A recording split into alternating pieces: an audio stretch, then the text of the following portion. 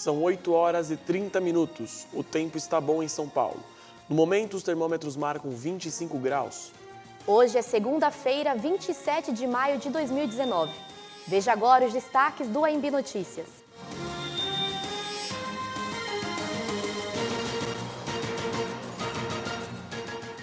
Estudar e trabalhar faz parte de grande parcela da sociedade brasileira. A angústia com o novo está presente na vida dos universitários, tendo como consequências transtornos de ansiedade. O mundo das tatuagens vem tomando um outro significado. Mulheres se juntam e formam torcidas organizadas para acompanhar futebol. E a história do bairro da Moca? Estes e outros assuntos você acompanha conosco a partir de agora. O AMB Notícias está começando.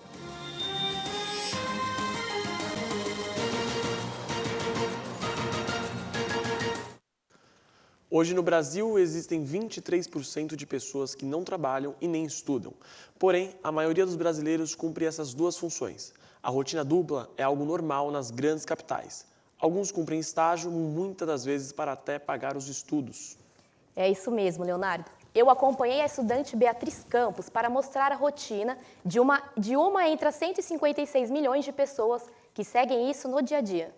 Milhões de brasileiros sofrem de estresse e ansiedade no auge da juventude, que para os psicólogos é o momento mais delicado da vida, no qual temos a obrigação e a responsabilidade de trabalhar e estudar, tornando essa rotina dupla exaustiva e aparentemente inacabável. Acompanhamos Beatriz para saber qual a sua rotina. Estamos aqui onde ela trabalha e vamos fazer o trajeto dela até a universidade, onde ela estuda. Beatriz, assim como milhões de brasileiros, vive uma rotina dupla de trabalho e estudo. Fico muito cansada, né? Porque de manhã a gente pega o metrô cheio e aí é muito estresse.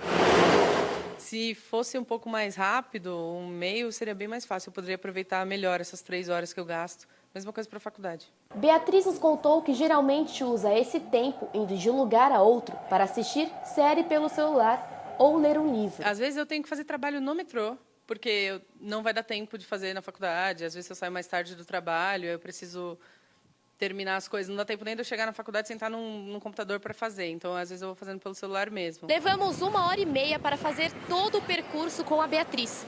Agora ela chegou aqui na universidade e ela sai às 10h50 da noite. Conversamos com a psicóloga Melissa para saber como isso afeta o lado emocional desses jovens. De fato, há um desequilíbrio emocional entre estudar e trabalhar.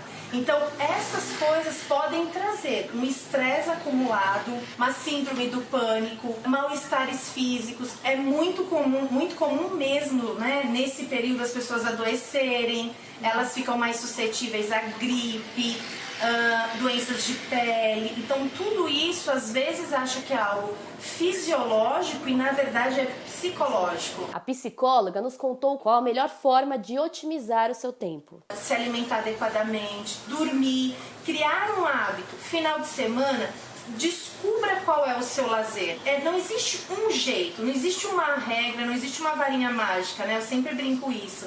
Existe o jeito de cada um ser. Sem dúvidas, eu acho que cada vez mais os jovens estão passando por essas crises de ansiedade. Com certeza. A incerteza do futuro, a crise no mercado de trabalho e a pressão por um bom desempenho educacional estão deixando os universitários mais vulneráveis psicologicamente. Não é à toa que muito se tem discutido sobre os transtornos de ansiedade entre os jovens. É o que mostra a reportagem de Emily Monteiro. Segundo estimativas da Organização Mundial da Saúde, o Brasil é o país com maior taxa de transtorno de ansiedade no mundo. Estima-se que, em São Paulo, 30% das crianças e jovens já apresentam transtornos ansiosos. A ansiedade é um sentimento gerado por um estado de agitação, medo e, em casos mais extremos, gera um sentimento de morte. É considerada comum quando se trata de um nervosismo presente por algo que ainda está para acontecer. Já a ansiedade patológica interfere diretamente no andamento da vida das pessoas. Um exemplo é a forma com que as crianças e os adolescentes lidam com situações dentro e fora de casa. O que te deixa ansioso? Provas, fim de semana que eu vou jogar bola antes de jogo e tal, essas coisas. Pensar no futuro e coisas que podem afetar diretamente a minha vida de uma forma drástica. O que me deixa ansioso, por exemplo, hoje foi a entrega de projeto e coisas da faculdade também. Foi durante o curso de psicologia na faculdade que Jéssica começou a apresentar sintomas de ansiedade patológica que, sem um tratamento, a levaram à depressão. Em 2015 eu tive um AVC e ela piorou bastante em 2018, quando o meu tio cometeu um suicídio na casa da minha avó, que tem um significado muito grande para a nossa família. E aí eu acabei chegando lá, vi o corpo e tudo mais, então isso piorou bastante as minhas crises. De acordo com a psicóloga Renata de Jesus, a principal preocupação no meio da psicologia é a forma com que a ansiedade refletirá no futuro desses jovens e adolescentes. Infelizmente, nesses últimos anos, por vários fatores, tanto externos como não, tem feito com que os jovens entrem nesse quadro tão patológico que ele não consiga mais se desvencilhar dos sintomas fisiológicos, passando muito mal. Hoje, nós, na área da saúde, procuramos fazer um trabalho multidisciplinar, como é feito? Com psiquiatra, com terapeuta, com psicólogo, para que a pessoa não fique só em função de medicações, não fique afastada dos seus trabalhos, Algumas técnicas, como respiração profunda e meditação, podem ser de grande auxílio, além de manter uma rotina tranquila e hobbies que te deem prazer e tranquilidade. Eu já pensei em desistir, o que me motivou a continuar foi ver o desespero dos meus pais em me ver desesperada. Então, a minha terapeuta ela sempre fala que eu tenho que ter uma base. No começo foram os meus pais e depois foram os meus amigos. Então, quando eu vejo que eu estou tendo uma crise, eu sempre recuo a uma pessoa, que no caso agora são os meus amigos. E agora vamos falar sobre as áreas no mercado de trabalho que se reinventam e precisam de criatividade para manter o negócio. E uma delas é o mercado de tatuagens, que vem sofrendo alterações ao longo dos anos e trazendo um novo significado para essa arte. O estúdio Náutica Tattoo é um dos lugares que procuram essa inovação. A repórter Roberta Oliveira foi conhecer duas de suas filiais em São Paulo e conversou com alguns membros da equipe. O mundo das tatuagens vem crescendo cada vez mais. Passou de ser apenas uma reprodução em pele para ter um significado valioso. É um mercado lucrativo, pois alcança vários estilos, tendo como consequência uma das profissões que mais cresce na atualidade. Eu comecei a tatuar foi no ano de 2011, Na época eu não trabalhava com tatuagem, Ainda trabalhava no hospital, na Beneficência Portuguesa da cidade. Mas assim, sempre gostei de tatu. Então sempre via, era bem engajado, comprava revista, acompanhava o trabalho do pessoal, conhecia já o pessoal da Náutica, mas não tinha contato ainda, Tinha vontade, mas estava ali. Aí passou um tempo, naquele ano, eu fiquei meio enjoado já de estar trabalhando com uma coisa que eu não curtia e tal. Aí eu falei, não, mano, vou levar um currículo lá. Aí, graças a Deus, deu tudo certo. Eu cheguei, entrei na Náutica e desde então aí eu comecei a trabalhar com tatuagem. Do litoral de São Paulo, Adão já foi ajudante numa marcenaria, tatuador de rena e hoje trabalha profissionalmente no ramo das tatuagens, sendo dono de 4 filiais da Náutica no Brasil e uma no exterior. Eu trabalho com a tatuagem desde 1999, está fazendo 20 anos esse ano, que eu comecei fazendo tatuagem de rena na areia da praia, em Praia Grande. Aí a tatuagem definitiva tem 18 anos que eu tenho contato, assim, sou tatuador. Me tatuei muito cedo, com 12 anos de idade. A Náutica Tattoo foi fundada pelo Adão Rosa e é considerado referência quando o assunto é tatuagem. Além disso, ela traz status para aqueles que frequentam. Contém uma super infraestrutura em suas 5 lojas, uma delas localizadas na Itália. Como hoje a tatuagem virou tipo uma grife, Tem pessoas que a nossa loja é uma loja de renome no Brasil, Então as pessoas agem muito como se fosse uma grife. Às vezes elas tiram foto, marca a roupa que ela está usando, Gucci, por exemplo, e a tatuagem Náutica Tattoo. Isso aí pra gente é um grande orgulho, de ter conseguido chegar a esse patamar da tatuagem. A tatuagem não marca só a pele, como coloca significado na vida das pessoas.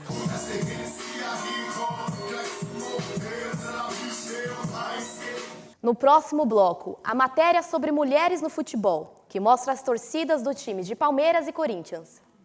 E a Copa do Mundo Feminina, que será transmitida pela primeira vez por uma grande emissora de TV. Vamos conferir também como foi a rodada do Campeonato Brasileiro no final de semana.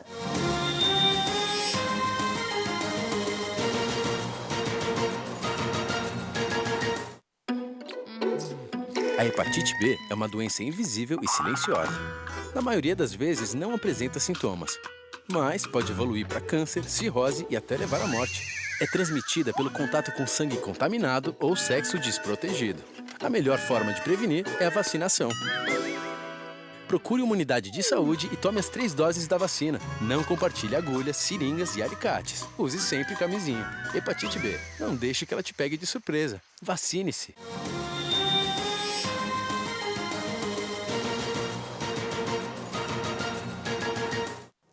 E o AMB Notícias está de volta e o assunto agora é futebol.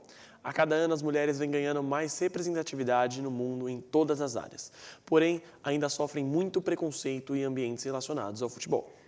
Procurando evitar isso, movimentos organizados por torcedores de Palmeiras e Corinthians estimulam mulheres a irem aos estádios e bares para assistirem aos jogos de futebol, discutir e torcer para o seu time do coração. E quem conta essa história pra gente é a repórter Roberta Oliveira. Futebol e mulheres, algo que por vários anos ficaram tão distantes, hoje se completam. É o caso dos movimentos de torcidas femininas, as alvinegras e as verdonas, que buscam a representatividade da mulher no estádio. O movimento Alvinegras começou ano passado, em setembro, inspirado no Verdonas, que depois, ano passado, quando teve aquele ocorrido dos corintianos maltratarem assim, né, uma palmeirense, aí a gente viu que elas fizeram um movimento e aí a Lana, que é uma das fundadoras do movimento, conversou com a gente, perguntou se a gente toparia fazer um movimento junto com ela. O Verdonas, ele começou após uma discussão que aconteceu no metrô, né, na linha vermelha, após um treino aberto do jogo do Corinthians, que 2 palmeirenses entraram no vagão e elas estavam com a camisa do Palmeiras e elas foram utilizadas, foram agredidas verbalmente e fisicamente, né, que o cara chegou a dar um pontapé em uma delas quando elas estavam saindo do vagão. E a Amanda, que era uma das administradoras, ela comentou no Twitter assim, que faltava um movimento feminino na torcida do Palmeiras. E nisso eu e mais, na época eram mais 10 meninas, eu e mais 9, 10 meninas nos pronunciamos e foi criado o movimento. O futebol foi por muitos anos predominado pelo público masculino. Infelizmente, muito preconceituoso.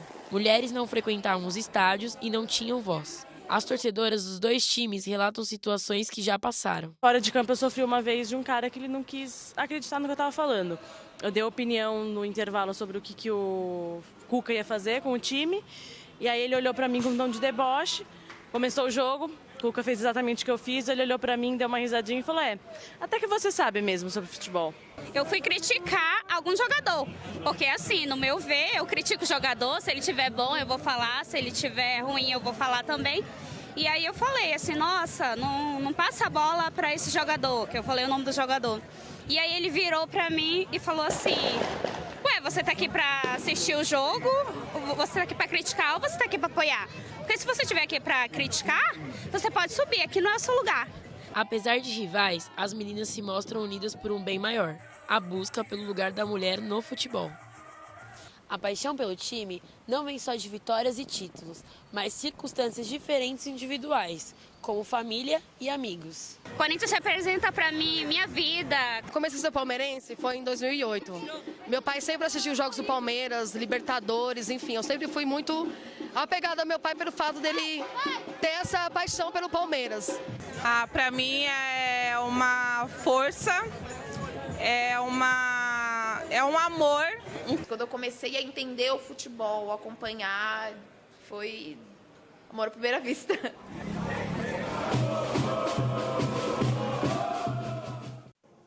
Legal, eu mesma acompanhei futebol com meu pai, né? Desde pequena, então as mulheres realmente precisam se unir nesse momento. Com toda certeza.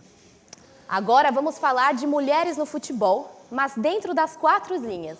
Vem aí a Copa do Mundo Feminina de Futebol. Veja no comentário de Andrei Santana. Boa noite, Leonardo. Boa noite, Yasmin.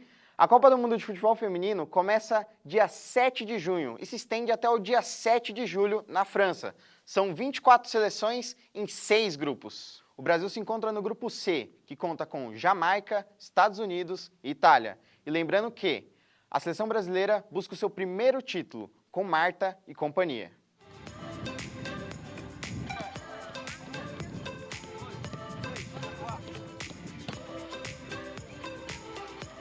E olha, galera, o Brasil terá uma missão difícil logo na primeira fase. O Brasil enfrentará os Estados Unidos, que é uma das favoritas ao título por ter conquistado 3 mundiais, inclusive o último no Canadá em 2015.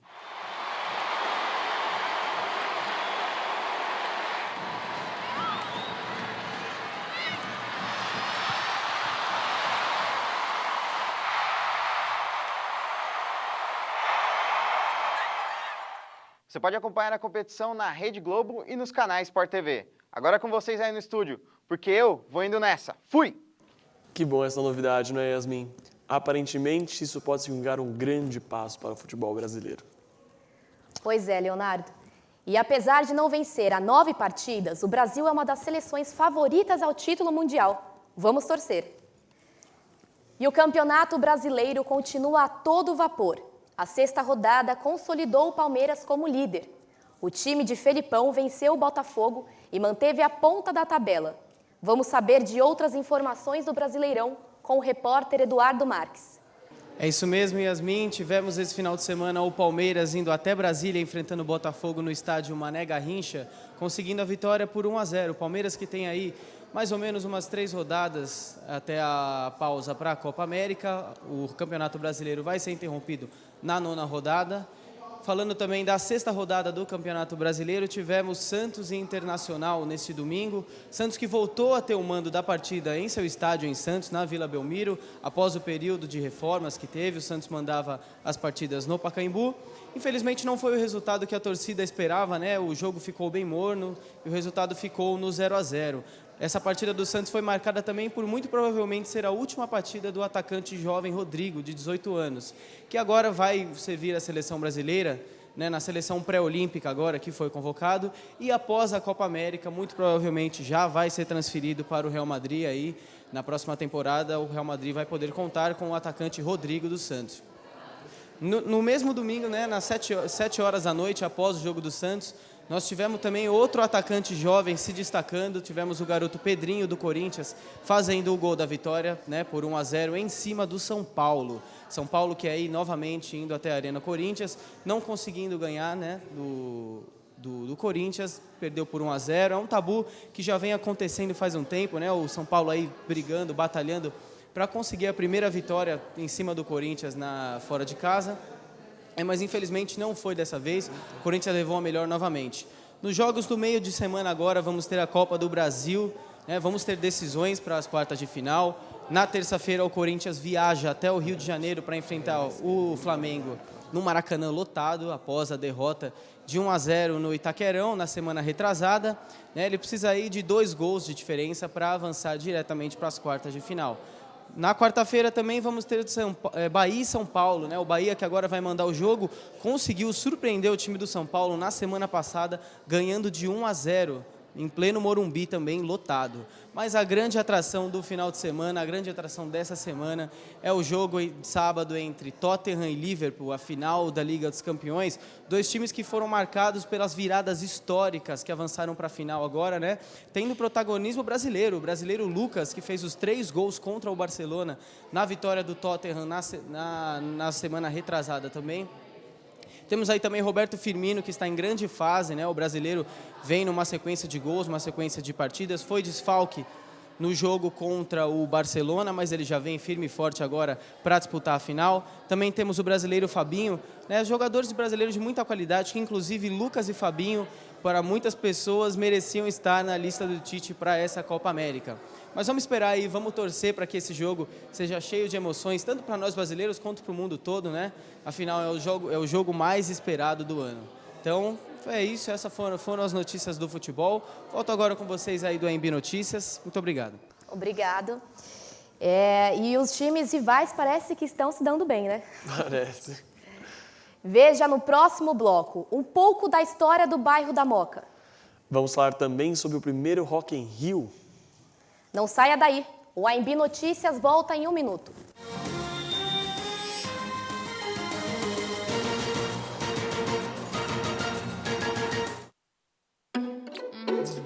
A hepatite B é uma doença invisível e silenciosa.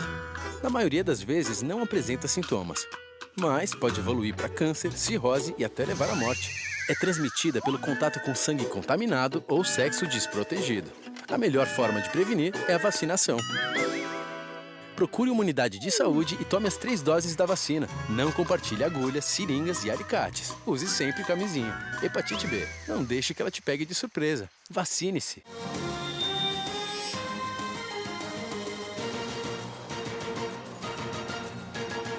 Fundado em 1556 como um pequeno vilarejo às margens do rio Tamanduateí, o bairro da Moca e sua tradição foram criados em conjunto com os imigrantes europeus, que se hospedavam no alojamento local, hoje conhecido como Museu da Imigração. Andar pelo bairro é sentir as lembranças que esses imigrantes deixaram nas ruas de um local em constante modernização. Conheça um pouco mais sobre a Moca na reportagem de Léo Desideiro. Presente há 55 anos no bairro da Moca, o Gibas Bar, localizado na rua Visconde de Laguna, é mais do que um restaurante de esquina. O bar, construído por um filho de italiano, traz um ambiente acolhedor para os moradores do bairro e também uma nostalgia do principal clube de futebol da Moca, o Juventus. Por estar a 170 metros do estádio Conde Rodolfo Crespi, o Gibas se tornou ponto de referência para os torcedores que ainda vibram com o time. O estádio, aliás, continua sendo um dos locais favoritos de moradores como Fernando, que é tão apaixonado pelo clube que é dono de uma loja de camisetas do time. É o único bairro assim que tem um estádio, aqui no centro mesmo, tirando o Nacional, né? Aqui é o ponto do moquense, de domingo de manhã. O clube foi fundado por imigrantes italianos em 1924, proporcionando jogos e eventos para entretenimento dos moradores locais e das futuras gerações que já nasceram amando o futebol regional. Para o professor de História Felipe Avelino da ETEC Camargo Aranha, o Juventus é o que mantém as gerações do bairro unidas. Eu acho que o Juventus é o elo que tem aqui da união. Até em bairros distantes eu já vi pessoas com a camisa do Juventus, passando, passeando. Apesar da sede do Juventus ter saído da Rua Javari, o estádio Conde Rodolfo Crespi continua a receber torcedores e moradores do bairro. Regularmente, jogos e eventos acontecem aqui. E, de fato, continua sendo o coração da Moca. O Juventus é somente uma das tradições deixadas pelos imigrantes. Originalmente uma região periférica, herdada de índios e colonizadores, a Moca ganhou uma cara nova com a chegada de imigrantes europeus, principalmente italianos e espanhóis. Além da tradição, o que esses imigrantes proporcionaram foi uma rápida modernização do bairro. O que eu tenho observado é a mudança, né? As antigas casas, os antigos cortiços, os antigos locais estão sendo derrubados e está subindo assim, grandes construções. A modernização da Moca é clara. A região conta com uma estação de metrô que facilita a locomoção dos moradores em inúmeros condomínios. As fábricas e galpões que antes marcavam o cenário agora foram reinventadas. E um exemplo é a antiga fábrica Alpargatas, fundada em 1908 e fechada em 1995.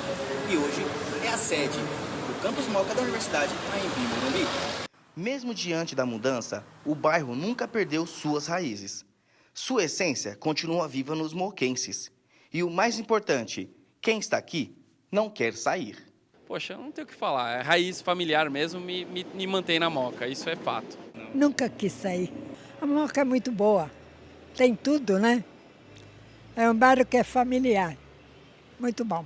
E considerado o 8º maior festival do mundo, o Rock in Rio chega na sua 18ª edição este ano. Idealizado pelo empresário Roberto Medina, o festival aconteceu pela primeira vez em 1985, na cidade do Rio de Janeiro. E é exatamente isso no festival, o comentário de hoje, de Natasha Padilha. Logo em sua primeira edição, o Rock in Rio trouxe artistas que representavam os mais variados gêneros. O rock predominava em artistas que se destacavam no cenário local, como Barão Vermelho, Paralamas do Sucesso, o Lulu Santos, sem nos rodear. E artistas já renomados, como Rita Lee. Apesar de seu nome, o Rock in Rio nunca foi um evento só de rock. Sempre trouxe artistas de gêneros diversificados, como por exemplo George Benson com seu soft jazz e as baladas entoadas por James Taylor.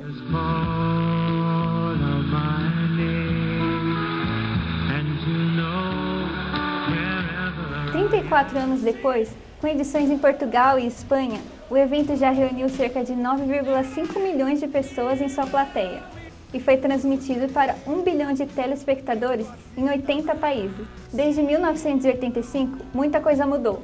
Sua estrutura cresceu, o evento se solidificou no calendário do país e a quantidade de shows no Brasil aumentou assustadoramente. O festival foi um marco na cultura brasileira. Legal. Eu, particularmente, nunca frequentei o Rock in Rio. Você já, Leonardo? Ainda não. Nossa. E o AMB Notícias fica por aqui. Uma boa noite a todos. E fique agora um pouco mais de algumas imagens do Rock in Rio de 1985. Uma boa noite a todos e até amanhã.